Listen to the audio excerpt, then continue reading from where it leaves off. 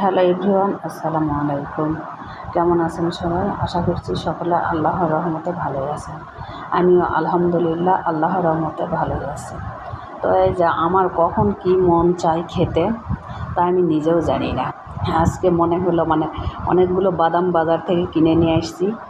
আজকে হুট করে মনে করলাম যে আজকে একটু বাদামগুলো ভাজি করে বাদাম ভাজি খাবো না, বাদাম ভাজা খাবো না, বাদামটার একটা ভর্তা তৈরি করে খাই। আমি মাঝে মাঝে অবশ্য বাদামের ভর্তাটা তৈরি করে খাই। অনেকে আবার মনে মনে ভাবতেছে বাদামের আবার ভর্তা খায় নাকি। বাদামের ভর্তা কিন্তু অসাধারণ স্বাদ লাগে, খুব স্বাদ লাগে, এক কথায় খুব মজার একটা খাবার বাদামের ভর্তা। যারা খায়নি তারা বলতে পারবে না বাদামের ভর্তাটা যে এতটা মজার খাবার, এতটা মুখরোচক একটা খাবার, কী আর বলবো। আর যারা খেয়েছে তারা তো অবশ্যই জানে বাদামের ভর্তা কাকে বলে, বাদামের ভর্তা যে কতটা স্বাদের খাবার, এটা যারা খেয়েছে তারা অবশ্যই জানে। তো এই যে আজকে আমার মনে হলো, যেহেতু বাজারে গিয়েছিলাম আমি কয়েকদিন আগে, যাই অনেকগুলো জিনিসপত্র কিনে নিয়ে আসছি, যেগুলো দরকার আমার প্রয়োজনীয় জিনিসপত্র সবাই আমি নিজেই কিনে নিয়ে আসি বাজার থেকে। আমার পছন্দ মতো সব কিছু আমি কিনে নিয়ে চলে আসি। তো এর মধ্যে আমি এই যে বাদামটাও পছন্দ করি খেতে। মাঝে মাঝে বাদাম ভেজে দিলে আমার বাচ্চারা প্রচুর খায়। বাসায় তৈরি করা জিনিসটাই আমি আমার বাচ্চাদেরকে বেশিরভাগ খাওয়াই। এই জন্য বাদামটাও আমি নিয়ে আসে রেখে দিই, অনেকগুলো করে একসঙ্গে নিয়ে আসে রেখে দিই। যখন যখন বাচ্চারা খেতে চায় তাদেরকে এভাবে ভেজে খাওয়াই। তো এই যে আজকে আমার আবার মনে হলো যে বাদাম যেহেতু নিয়ে আসছি অনেক, তাহলে একটু ভর্তা তৈরি করে খাই। বেশ কিছুদিন ধরে বাদামের ভর্তাটা খাওয়া হয়নি, সেই জন্য এই যে আজকে আমি বাদাম নিয়ে আসে বাদামটা ভালোভাবে ভাজে, এই যে খোসাটা হাত দিয়ে খুব সুন্দর করে কষলে খোসাটা ফেলে দিলাম, ছিললাম আর কি, ছিলে এই যে কুলা দিয়ে ঝাড়ে এখন এই যে ভর্তা তৈরি করার জন্য বসে পড়ে গেছি শিলপাটা নিয়ে। তো শিলপাটাতে প্রথমে আমি এই যে ভর্তাটা কিন্তু আমি শুকনো মরিচ দিয়ে করবো, কাঁচামরিচ দিয়ে করলেও হবে, অনেকে কাঁচামরিচও ব্যবহার করে বাদামের ভর্তাতে। তবে আমার কাছে মনে হয় শুকনো মরিচটা দিয়ে বানালে ভর্তাটা বেশি স্বাদ হয়, যেহেতু একটা ভাজে একটা ভর্তা।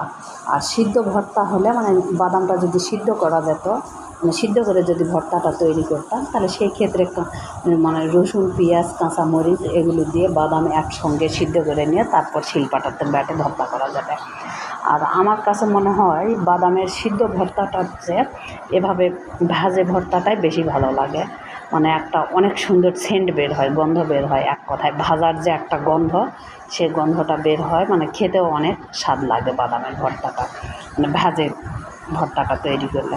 এই জন্য আমি এই যে শুকনো মরিচ দিয়ে, আমি এখানে কিন্তু কাঁচা রসুন পেঁয়াজ ব্যবহার করব, শুকনো মরিচ দিয়ে ভর্তাটা আমি তৈরি করতেছি। আর এই যে দেখেন, আমি কিন্তু বাদামটা যখন পিষলাম শিলপাটাতে তখন কিন্তু একটুকু পানি দিইনি, কিচ্ছু দিইনি, শুধু শুকনো মরিচ, লবণ আর সরিষার তেল দিয়েছিলাম, দিয়ে এই যে বাদামটা যত একদম মিহি করে পিষেছি। আর এই যে বাদামটা পিষে বাদামের যে একটা তেল আছে, সেই তেলে কিন্তু ভর্তাটা আমার হয়ে গেল। এই যে পানি ছাড়াই, কোনো রকম পানি ছাড়াই ভর্তাটা আমার তৈরি হয়ে গেল।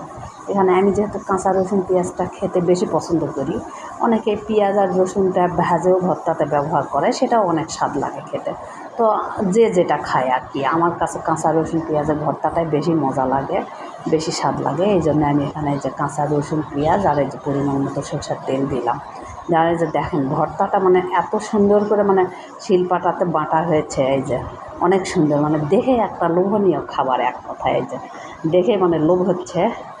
আর এভাবে পাটাতে গরম গরম ভাত দিয়ে এই ভর্তাটা অনেক সময় আমরা আসি, অনেকে শিলপাটাতে ভাত নিয়ে বসে পড়ে যায় ভর্তাটা তৈরি করার পর খাওয়ার, লোভনীয় ভর্তা এটা। এই যে দেখেন ভর্তাটা আমার দেখতে অসাধারণ লুক একটা হয়েছে ভর্তাটা, কী আর বলবো। তো সকলে সুস্থ থাকবেন, ভালো থাকবেন, আমার পেজটাকে ফলো করে দিবেন। আর আমার ভিডিওগুলো যারা যারা দেখবেন তারা অবশ্যই আমাকে সাপোর্ট করবেন, একটা লাইক একটা কমেন্ট অবশ্যই করবেন, সেই সাথে আমার পেজটাকে ফলো করে দেবেন। আল্লাহ হাফেজ সবাইকে।